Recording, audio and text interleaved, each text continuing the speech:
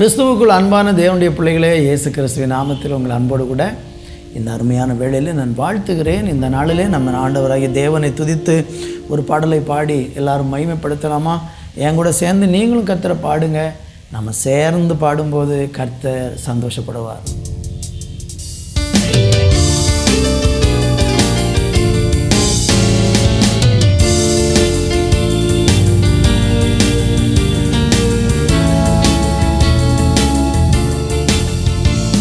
நீர் ஒருவரே உன்னதர், ஒருவரே பரிசுத்தர், ஒருவரே ஆராதனைக்குரியவர். நீர் ஒருவரே உன்னதர், ஒருவரே பரிசுத்தர், ஒருவரே ஆராதனைக்குரியவர். யாருண்டு உமக்கு நிகரா? உம்மை போல யாரும் இல்லை. யாருண்டு உமக்கு நிகரா? உம்மை போல யாரும் இல்லை. நீர் ஒருவரே உன்னதர், ஒருவரே பரிசுத்தர், ஒருவரே ஆராதனைக்குரியவர். நீர் ஒருவரே உன்னதர், ஒருவரே பரிசுத்தர், ஒருவரே ஆராதனைக்குரியவர். போற்றப்படத்தக்கவர் நீரே, புகழப்படத்தக்கவர் நீரே. போற்றப்படத்தக்கவர் நீரே, புகழப்படத்தக்கவர் நீரே. பரிசுத்த நாமம் உள்ளவரே, பரலோக தேவனே. பரிசுத்த நாமம் உள்ளவரே, பரலோக தேவனே. யாருண்டு உமக்கு நிகரா? உம்மை போல யாரும் இல்லை. யாருண்டு உமக்கு நிகரா? உம்மை போல யாரும் இல்லை. நீர் ஒருவரே உன்னதர், ஒருவரே பரிசுத்தர், ஒருவரே ஆராதனைக்குரியவர். ஒருவரே உன்னதர், ஒருவரே பரிசுத்தர், ஒருவரே ஆராதனைக்குரியவர். யாருண்டு உமக்கு நிகரா? உம்மை போல யாரும் இல்லை. யாருண்டு உமக்கு நிகரா? உம்மை போல யாரும் இல்லை. நீர் ஒருவரே உன்னதர், ஒருவரே பரிசுத்தர், ஒருவரே ஆராதனைக்குரியவர். ஒருவரே உன்னதர், ஒருவரே பரிசுத்தர், ஒருவரே ஆராதனைக்குரியவர். யாருண்டு உமக்கு நிகரா? உம்மை போல யாரும் இல்லை.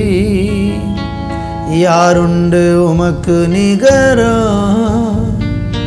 உம்மை போல யாரும் இல்லை. நீர் ஒருவரே உன்னதர், ஒருவரே பரிசுத்தர், ஒருவரே ஆராதனைக்குரியவர். அன்பு தெய்வமே, இந்த நாளை நீங்கள் தந்ததற்காக நன்றி. நாங்கள் எல்லாரும் சேர்ந்து இந்த காலை நேரத்தில் உங்களை ஆராதிக்கவும், தொடர்ந்து உங்கள் வார்த்தையை கேட்கவும் எங்களை நீங்கள் ஆயத்தப்படுத்துங்க.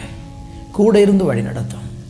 இந்த நாளை ஆசீர்வாதமான ஒரு நாளாய் மாற்றும். இயேசுவின் நாமத்தில் பிதாவே, ஆமேன், ஆமேன். அன்பு தேவ பிள்ளைகளை, இந்த நாளில் நம்ம வேத வசனத்திலிருந்து தியானிக்க போகிறோம். 2 சாமுவேல் 7ஆம் அதிகாரம் 22வது வசனத்தை வாசிக்கிறேன்.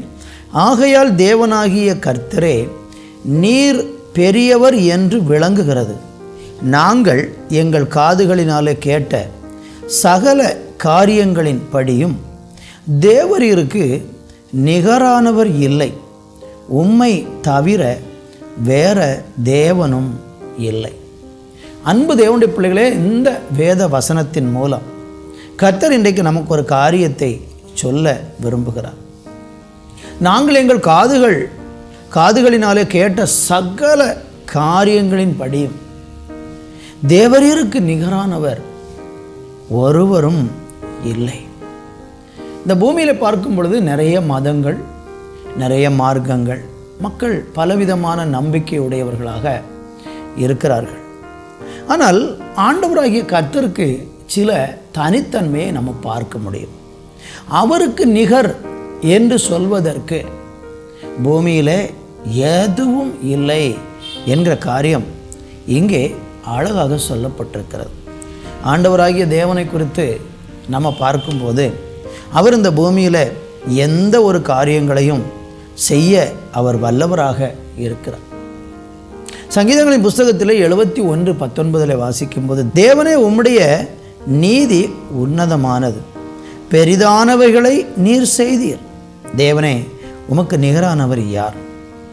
இந்த உலகத்தில் உலகத்தை படைத்து இந்த பூமியை சிருஷ்டித்து மனிதனை உண்டாக்கி காண்கிற எல்லா படைப்புகளையும் உருவாக்கினவர் தேவனாகிய கர்த்தர்.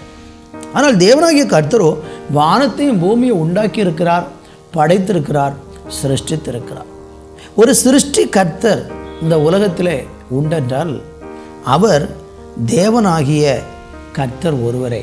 ஏனென்றால் வேத புஸ்தகத்திலே ஆதியாகம புஸ்தகத்தில் நீங்கள் படிக்கும்பொழுது உலகம் எப்படி தோன்றியது, உலகத்தினுடைய துவக்கம் எப்படியாக இருந்தது, விஞ்ஞானத்துக்கெல்லாம் அப்பாற்பட்ட விதத்தில் இந்த உலகத்தை கடவுள் தம்முடைய வார்த்தையினாலே படைத்தார் என்று வேதம் நமக்கு சொல்லுகிறது. மனுஷனை அவர் எப்படி உண்டாக்கினார், இதையும் ஆண்டவர் அழகாக சொல்லியிருக்கிறார். நம்ம பார்க்கக்கூடிய சகல படைப்புகளையும் உருவாக்கின ஒரு சிருஷ்டி கர்த்தர் ஒருவர் இருக்கிறார். நம்மளை படைத்து நம்மளை உருவாக்கி இந்த பூமியை வாசம் பண்ணுவதற்காக நமக்கு கொடுத்து வானாதி வானங்களை உண்டாக்கின தேவன் சர்வ வல்லமை உள்ள கர்த்தராக இருக்கிறார். அவரை நாம் இந்த நாட்களில் அறிந்து கொள்ள வேண்டியது அவசியமாக இருக்கிறது. அநேகர் அந்த தெய்வத்தை அறிந்து கொள்ள ஆசைப்படுகிறாங்க, படைத்த தேவனை அறிந்து கொள்ள ஆசைப்படுகிறார்கள். ஆனால் நிறைய பேர் என்ன செய்கிறார்கள் என்றால், அந்த தேவனை சரியாக அறியாததுனால தங்களுடைய கண்களுக்கு காண்கிற பிரகாரம், தங்களுடைய மனதிற்கு தோன்றுகிற பிரகாரம், தங்களுடைய கற்பனையில் அவர் எப்படி இருப்பார் என்பதை அவர்களாக கற்பனை பண்ணி அதை தனக்கு தெய்வமாக சேவிக்கிற மக்களை நம்ம பார்க்கிறோம். ஆனால் தேவன் எப்படிப்பட்டவராக இருக்கிறார் என்று தேவனே தன்னை குறித்து அநேக இடங்களிலே சொல்லியிருக்கிறார். ஏசாயா தீர்க்கதரிசனம் 40:27 படிக்கும்போது இப்படி இருக்க, என்னை யாருக்கு ஒப்பிடுவீர்கள், எனக்கு யாரை நிகராக்குவீர்கள் என்று பரிசுத்தர் சொல்லுகிறார். மனிதர்கள் இன்றைக்கு என்ன செய்து விட்டார்கள் என்றால், கடவுளை எதுக்கெல்லாமோ ஒப்பிட்டு எதுக்கெல்லாமோ நிகராக்கி இப்படி இருப்பாரோ அப்படி இருப்பாரோ என்றெல்லாம் மனிதர்கள் இன்றைக்கு யோசித்து அவர்களுக்கு விருப்பப்படி கடவுளை தேடுகிறதை பார்க்கிறோம். ஆனால் தேவன் எப்படிப்பட்டவராக இருக்கிறார், அவருக்கு நிகர் என்ன, அவருடைய சுபாவம் என்ன, அவருடைய திவ்ய அன்பு என்ன, அவர் இந்த பூமியை ஏன் படைத்தார், நம்மளை ஏன் உண்டாக்கினார், அவர் இந்த உலகத்திற்கு ஏன் மனிதனாய் வந்தார், அவர் ஏன் மரித்தார், அடக்கம் பண்ணப்பட்டார், உயிர்த்தெழுந்தார், இந்த உண்மையெல்லாம் நீங்கள் அறிந்தால் மட்டும்தான் அந்த தெய்வம் எப்படிப்பட்ட பூரணர் என்பதை நீங்களும் நானும் அறிந்து கொள்ள முடியும்.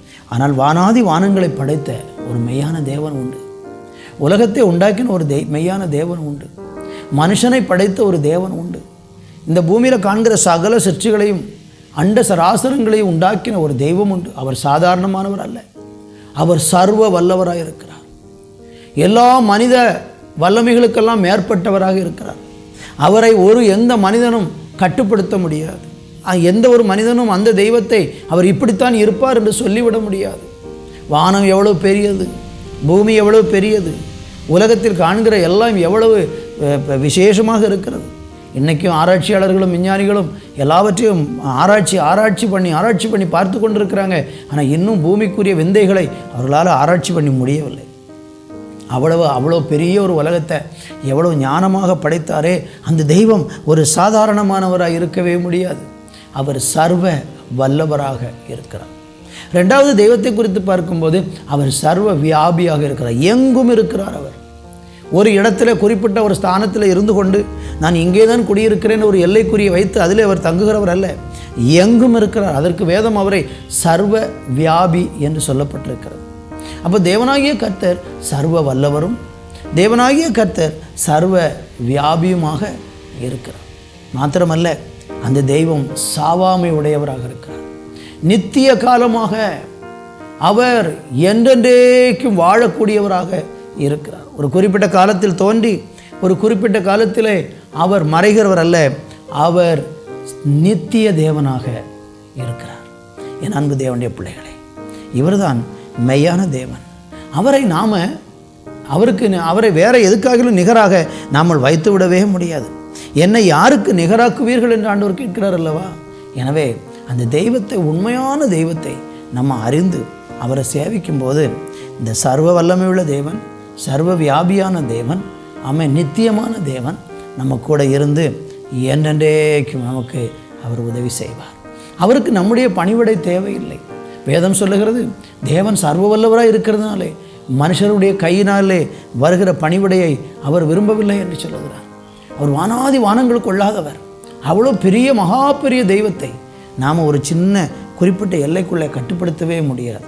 இன்றைக்கி அநேக மனிதர்கள் தெய்வத்தை ஒரு குறிப்பிட்ட ஒரு குறுகின நிலையில் யோசிக்கிறார்கள். இல்லை, அவர் பெரியவர், அவருக்கு நிகரானவர் யாருமே இல்லை. அந்த தெய்வத்தன்மை யாரிடத்தில் இருக்கிறது? இயேசு கிறிஸ்துவிடத்தில் நீங்கள் பார்க்க முடியும். அவர் சர்வ வல்லவராக, மகிமையானவராக, வல்லமை உள்ளவராக, சர்வ வியாபியாக, அவர் எல்லாம் செய்ய வல்லவராக, நித்திய தெய்வமாக அவர் இன்றைக்கும் இருந்து கொண்டிருக்கிறார். எனவே அவரை நீங்கள் சேவித்து பாருங்கள். அவர் உங்கள் வாழ்க்கையில் எல்லாம் செய்ய வல்லவராக இருக்கிறார்.